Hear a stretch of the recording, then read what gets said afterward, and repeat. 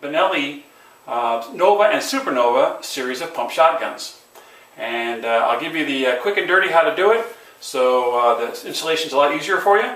It's very similar to the M2 in that you heat the tube and spin it out of the receiver. There's a little more to it than that. The Loctite bond between these two pieces, the magazine tube and the receiver, is heavy duty. It does not want to let loose of this tube easily. So you have to apply a considerable amount of torque to this tube, which means you have to affix this to a fixed surface, like a vise, and not crush it in the process. So there's two things I'd like you to do. One is that in this little, it looks like a boss, it's a little section of extra metal that's been tack welded on the outside of the tube. Anyways, I drill a 5/16 hole through that, straight through the tube. And I do that so I have a method of disassembly. It's my wrench, which happens to be a number 3 Phillips screwdriver that I put through there and use that to spin the tube off. So disassemble the gun completely and drill your hole. That's your first step. Next, as you look at the receiver, it's got some raised ribs here, and when you clamp your gun in the vise, first off, you don't want to clamp it metal to plastic. You can, if you don't mind marring it up, and that's fine. But you don't want to clamp on those ribs because they're high points and they'll focus a lot of pressure right there and try to crush the receiver. So I do two things to keep that from happening other than not clamping on the ribs. One is I leave the bolt in the gun. And by having the bolt in there, you can't crush it because it tries to crush the bolt and the bolt won't let the receiver crush. So that's number one. Number two is I will throw the trigger group in there, which also helps keep the receiver from being deformed under the pressures of clamping. So we put the trigger group back in the gun. And then to protect the receiver from harms and scratches, now I know guys have, and I have some too, they're rather thick rubber vise soft jaws, and they'll let the receiver move too much. So I use a chunk of leather. Much better choice. And I clamp it thusly. You can be careful not to clamp those raised ribs on each side of the receiver. Okay? And I clamp it pretty darn firmly to the point where if it's loose, you can see how this loading gate wants to move. By the time I get it clamped up where it belongs, it no longer wants to move. So it shows you, I just loosened it up, tighten a little bit more, and that's it.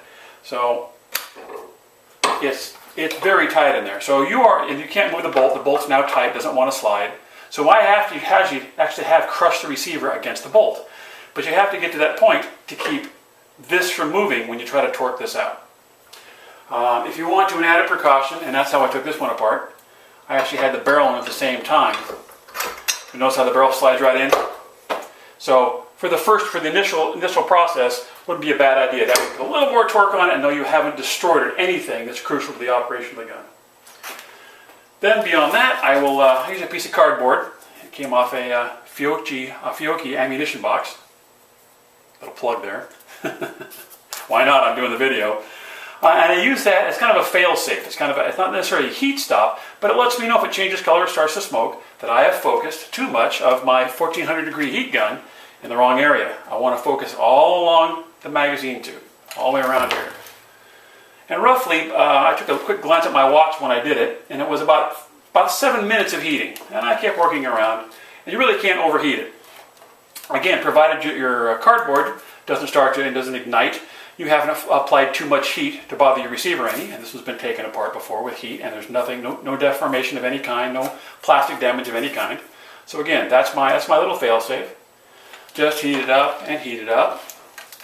And again, about 7 minutes, 8 minutes, somewhere in there, you'll get tired of doing it, but it'll get nice and hot. So once it gets up to what you believe is the proper temperature, and you'll be able to test a couple times along the way, take your screwdriver, your torque device, put it through there, and literally I had to put my arm on one side, a hand on the other, and give it a good reef to get it started. Once I got it started a little bit, I made it go a little bit further, got a full turn out of it without putting it all the way through and scratching up the barrel. Once I got to that point, I was able to pull the barrel out, get rid of the heat stop or the fail-safe, and continue to turn it all the way out. And it'll fight you. You might go 6 or 7 or 8 threads as it fights you on the way out, but eventually it'll turn loose of it. Now actually, you could reuse this. Yeah, so after it's got a hole in it, but if you cut the flashing out of the inside, it's fully reusable. You haven't destroyed the tube. Now, beyond that, it's fairly straightforward. You clean the threads up, put a little Loctite on it, and throw your XM tube in it. So I'll do that here, just dry fit it for camera. And the reason why I'm going to go this far and show you this, because this is pretty straightforward, is now you have a little different assembly-disassembly procedure when working with this gun. This tube, for all intents and purposes, is now fully affixed to the receiver, as the other one was. It doesn't come out, not part of the normal disassembly. Move over here, pull the trigger group out so I can continue to show you the rest of the process.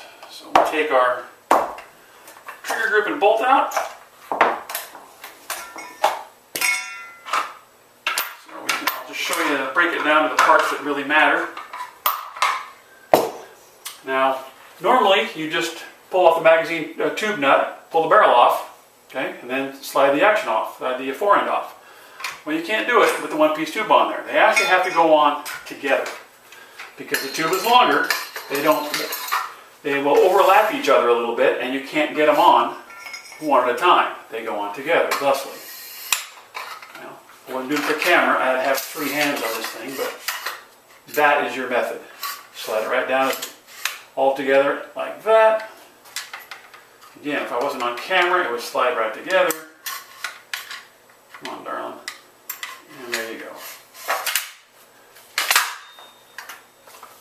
So that's it. That's the Roth Concept Innovations one-piece XM tube for the Benelli Supernova and Nova. I really like the installation. I wouldn't go through that much of the extra effort if I really didn't like it. You can always throw an extension tube on there. He offers those too, just magazine extensions, but I really like this one-piece affair. So that's how it's done. If you got any questions, get a hold of Mark. No, you can get a hold of me, guys. pk@multigun.com. I'll give you a hand if I can. X-Rail, X-Rail, X-Rail.